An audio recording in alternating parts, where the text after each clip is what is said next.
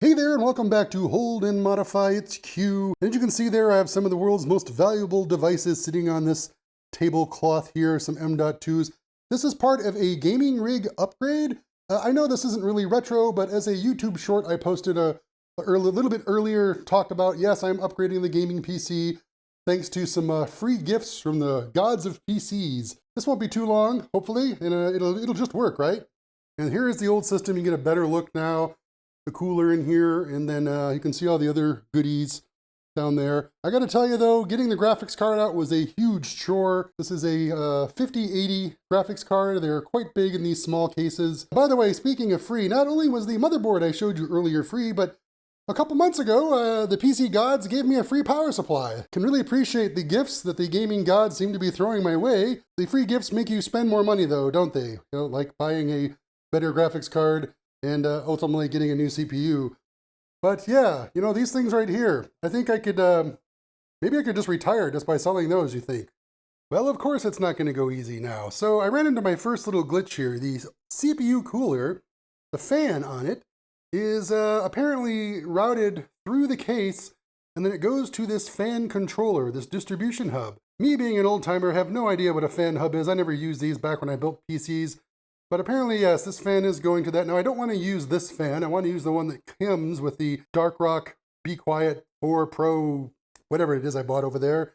And I guess I'm going to have to just unplug it from here and unroute the cabling. And look at that cable management. Oh, that's a thing of beauty down there. That doesn't trigger anyone, I hope. Okay, I guess I screwed this up. I'm supposed to show you the unboxing, not just having done it, right? But look at this thing. The entire board is covered in armor. I don't understand. Like, this is not... So let me show you the old one.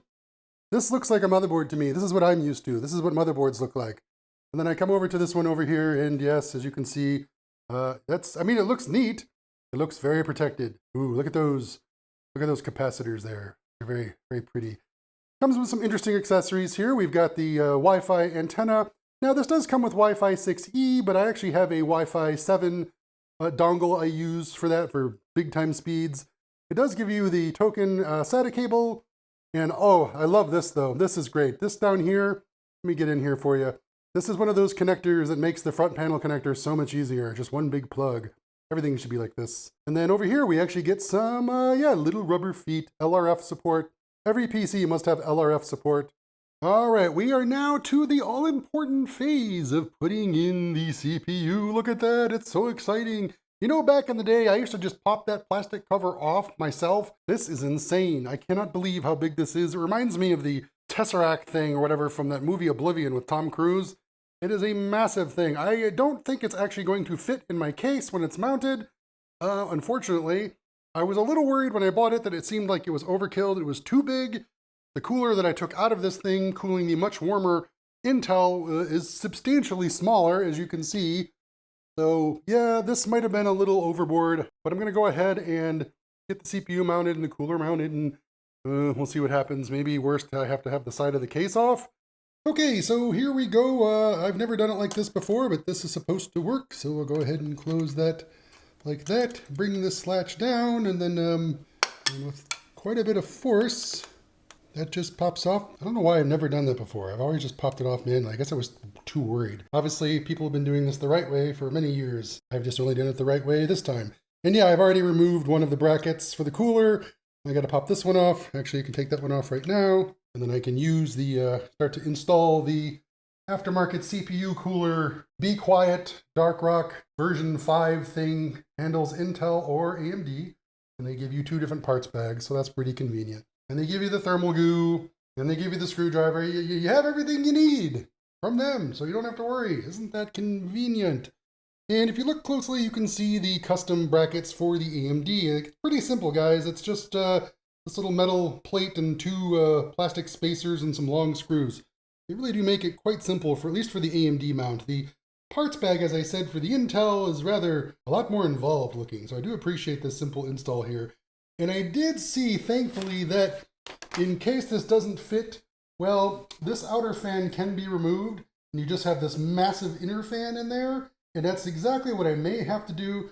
Keep in mind, guys, that this CPU technically runs cooler and uses less power than the Intel I had in it before, and its cooling fan is nowhere near this monster-sized contraption thing here. So I think I'll be plenty fine with only the one fan pushing air. And underneath this massive, massive chunk of metal is the M.2 cooler. It has some thermal pads in the bottom there. And as you can see, as most modern motherboards, rather shockingly nowadays, they give you the slot for your video card, the one slot, and then the rest of the PCI Express slots are essentially just M.2 drives, and here we have 3. I did check the bottom side of this board, and there is no M.2 on the bottom. I think that's something you see more with micro ATX boards or ITX boards than you do with ATX. But yeah, 3 is definitely plenty. I only have 2 drives right now, and I probably will only have 2 drives for quite some time with the prices being where they're at. So next I'm going to go ahead and get my little gumstick drives installed and hopefully see if this fits in the case.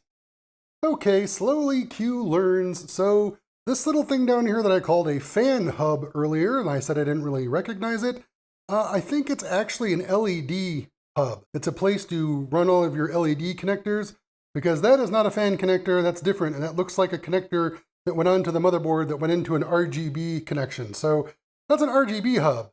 The actual fan does use an actual fan connector, as you can sort of see here, and I need to route that back and plug it back in. And the reason I had to unplug something from there is because the old CPU cooler used one of these RGB fans here that the computer case uses.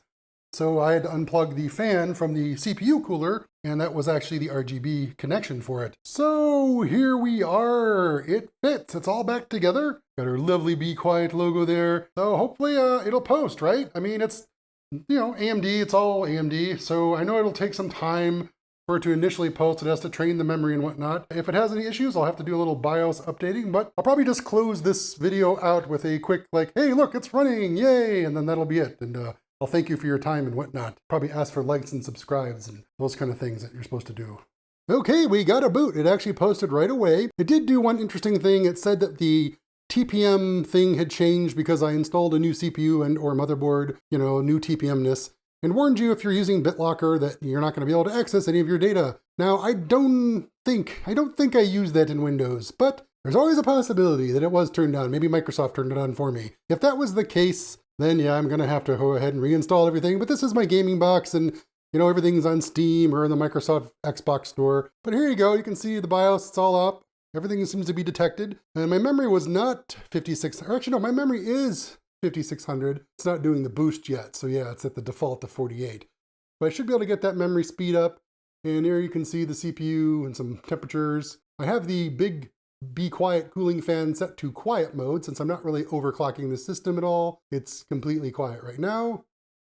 Okay, it looks like we made it. We are up. I did have to do a little dance to log in. I had to reset my PIN and use a QR code in my phone and log into Microsoft to get into my computer, but other than that, it worked just fine. And yeah, I did the XMP or the Ryzen version equivalent of XMP, and I am getting my full 5600 megahertz memory. Everything seems to be running smoothly. The CPU is doing great.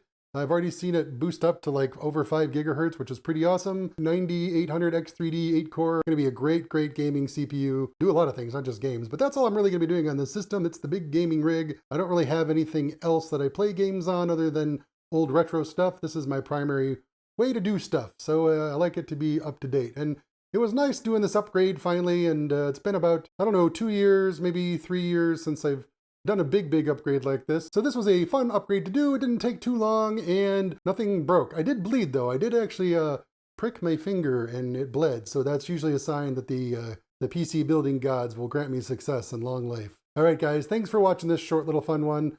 I hope you enjoyed it, and I'll see you out there.